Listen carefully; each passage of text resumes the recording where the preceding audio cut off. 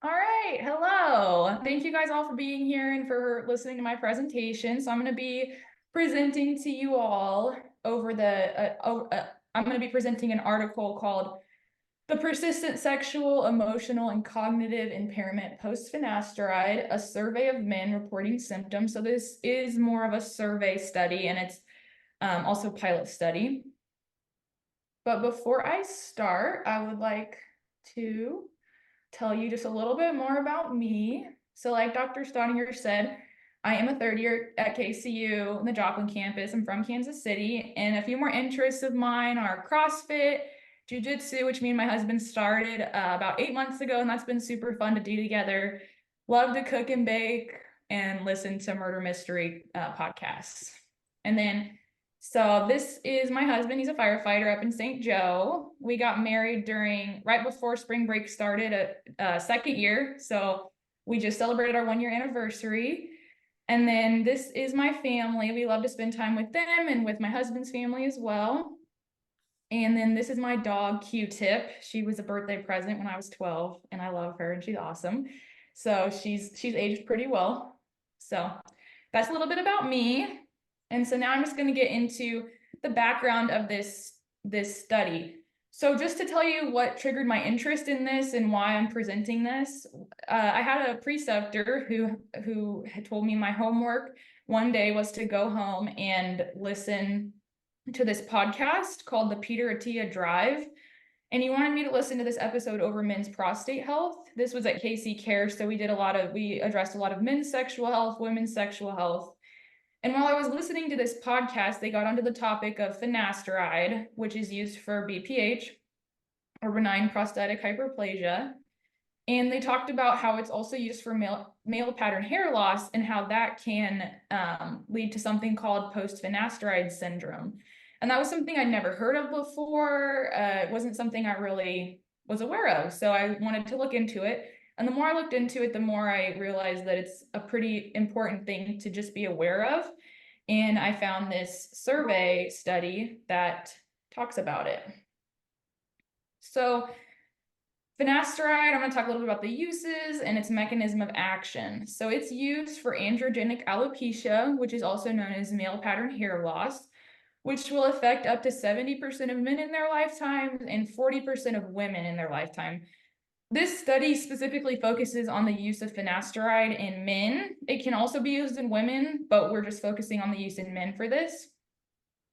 So testosterone in a male body leads to the formation of DHT via a enzyme called 5-alpha reductase. And I'll show you a picture to kind of illustrate this to get a better understanding. And some men are more susceptible to being overly sensitive to DHT. So what this does, since male hormones play a role in this male pattern hair loss, and some men are more genetically susceptible to this, they can have like this oversensitivity to DHT. And once testosterone is converted to DHT in the hair follicle, it can begin to kind of suffocate the hair follicle. So it will cause it to shrink and the hair becomes more fine. And it becomes sort of like the hair that you would see on your arms. And so what finasteride is doing is it's blocking that conversion of testosterone to DHT. So you're not getting that potency. And it has been shown to be very effective for preventing this hair loss. So I'm just going to tell you a little bit more about the background after I show you this picture.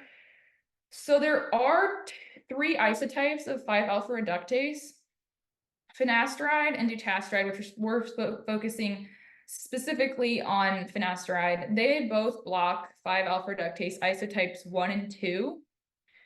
And as you can see here, it's inhibiting the conversion of testosterone into DHT.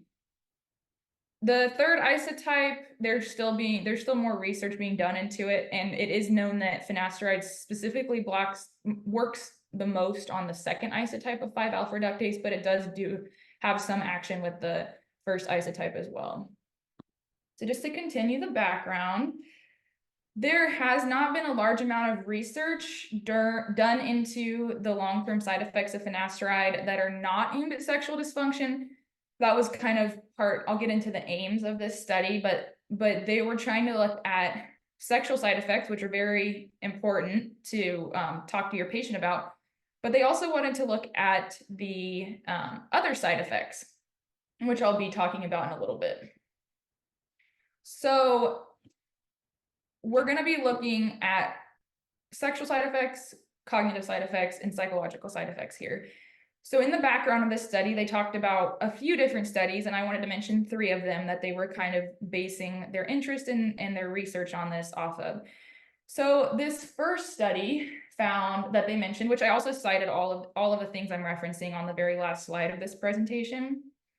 But the first study found out that out of 71 healthy men ages 26 to 49 years old who used finasteride for a mean of 28 months, 92% of the 71 men experienced erectile dysfunction and decreased arousal, and 69% experienced difficulty achieving orgasm. And so they concluded that the physicians using finasteride to treat male pattern hair loss should forewarn their patients of the likely adverse effects. Study number 2 was a prospective study, and it followed 54 healthy men that were younger than 40 years old, and they were assessing adverse effects after stopping finasteride. So they assessed it at 3 months, after stopping, and then again at 9 to 16 months. So the primary outcome measured was sexual function via the Arizona Sexual Experience Scale, which has a sensitivity of 82% and a specificity of 90%. And at the time of reassessment at the 9 to 16th month mark, they saw that 96% of those 54 men reported persistent sexual side effects, and 89% met the Arizona Sexual Experience Scale criteria for sexual dysfunction. And then lastly, this third study I thought it'd be good to mention because there's a lot of conflicting opinions, and there has been a bit of research done into this. But when we're looking at the cognitive and psychological effects, I thought it would be important. So study number 3 found higher rates of depressed affect and suicidal ideation among former users of finasteride. So 75% of the subjects in their study were experiencing these higher rates of depressed affect and suicidal ideation as compared to the controls. This study I'm talking about does have controls, whereas the study that I'm presenting on specifically, they did not have controls. So that was just one of the limitations of it. But in study number 3, with finding those higher rates of depression and suicidal ideation, the p-value was less than 0.0001. They also found that 64% of the finasteride group had moderate to severe depression, whereas 0% of the controls did. They found that 44% of former users of finasteride experienced suicidal thoughts, whereas 3% of the controls did. And this is thought to be a combination of 2 things. So they attributed this to not only some depression, some psychological symptoms due to the fact that these subjects had lower libido, they had erectile dysfunction, but they also thought that it could be due to the neuroactive steroid production being affected by finasteride, because the neuroactive steroids they were focusing on were being made from the adrenal and gonadal glands, and many of those required 5-alpha reductase. So with finasteride inhibiting 5-alpha reductase, they thought that could play some part in it. So now I'm just going to get into the aims of this study. So as I mentioned before, those sexual side effects are very important. What else can we look into that we could potentially educate patients about, have those discussions with them, help them to weigh the risk and benefit of taking the drug for hair loss? So many men have what the authors described as a syndrome after stopping finasteride. So the researchers in this study set out to explore the extent to which generally healthy men with a recent history of taking finasteride for male pattern hair loss experience persistent physical, psychological, and cognitive effects after stopping the medication. And so there are some studies in the works being done to see whether we can really classify this as a syndrome. But in this study specifically, they were looking into a lot of different side effects, which I'll show you all of those. But some such as fertility, depression, suicidal ideation, effects on brain activity, those types of things. So now I'm going to talk a little bit about the materials and methods. So what the authors did was they designed a survey using the keywords finasteride, sexual dysfunction, 5-alpha reductase, male pattern hair loss, propecia, and side effects. They put that survey on propeciahelp.com, and they also sent the survey out to 100 patients from one of the author's private practices. And the inclusion criteria for these subjects were male, age 18 or older, had to have taken finasteride, and had to have experienced side effects for greater than 3 months. So these subjects could not have had a baseline sexual dysfunction or a known psychiatric condition. And they collected demographic characteristics, dose and duration, and whether or not the patient was currently taking finasteride. And then what they did was they described symptom onset as either immediate at 3 to 6 months, at 6 to 12 months, or never while taking finasteride. And they were also asked if there was anything that they thought was important to their experience while taking finasteride to help the authors in assessing risk and benefit. So as I kind of mentioned before, they were assessing the cognitive side effects and psychological, and they also asked subjects if they were hopeful for recovery, or if them being hopeful played into any of the psychological effects. So now to get into the demographics of those in the study. So they ended up using in this study 131 of the surveys. So they had an 88% response rate. And 105 subjects of the sample were, or 105 surveys of the sample were collected from patients who were evaluated for persistent side effects after taking finasteride for greater than 3 months. The mean age in this study was 24 years old, so that's pretty young. That's good to keep in mind. And 124 of the patients, 95% of them, had stopped taking finasteride at the time of their participation. And then here is the duration of finasteride use and time since stopping therapy. So the majority of patients in this study had been taking it for greater than 12 months. And 93% of them had taken the 1 milligram dose. Also important to mention because that's the typical starting dose for finasteride for hair loss. Whereas with things like BPH with finasteride, you're going to see more of around a 5 milligram dose. It's a much lower dose than that. And they divided these symptoms, these self-reported symptoms, into 6 categories. So they had physical, sexual, ejaculatory, penile and testicular, cognitive, and psychological. And next I'm going to show you the numbers on what was reported for each of these categories. So out of these 131 people, I'm just going to mention the highest reported in each category. So in the physical category, we saw a high amount of gynecomastia and lethargy and fatigue, as well as dry and thinning skin. In the sexual libido category, decreased sex drive was the highest reported, as well as intermittent erectile dysfunction, and then loss of morning and spontaneous erections. In disorders of the penis and testes, we saw 82% reporting diminished semen volume and force, 79% reporting penile shrinkage and sensory changes. All of these are very significant effects. And then in the cognitive disorders, we saw 74% reported slowed thought processes, 69% reported impaired problem solving, 75% reported mental cloudiness or brain fog, and then 74% reported attentional difficulties.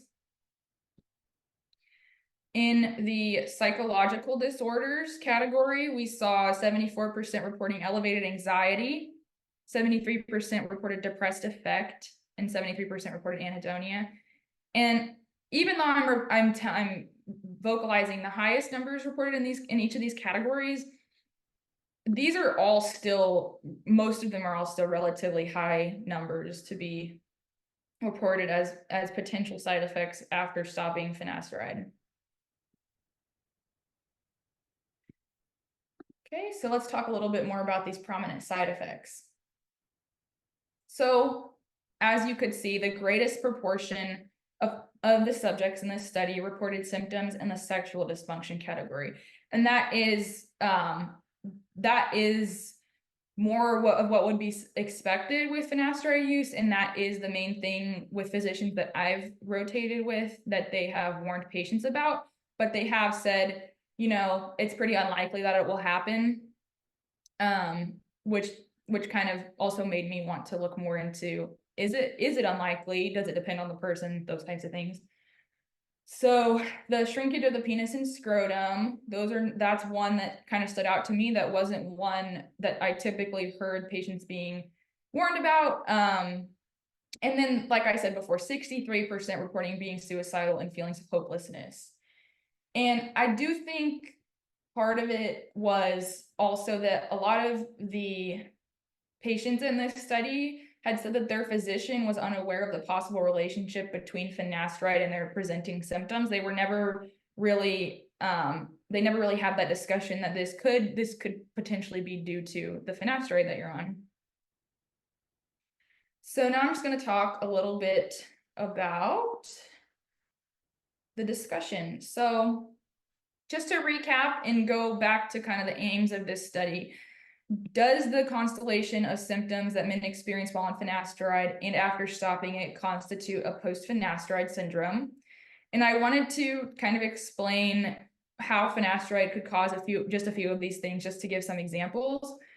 So as far as the gynecomastia goes, it's thought that finasteride may alter the metabolism of testosterone towards estradiol, which could contribute to the gynecomastia, dry skin, testosterone conversion to DHT,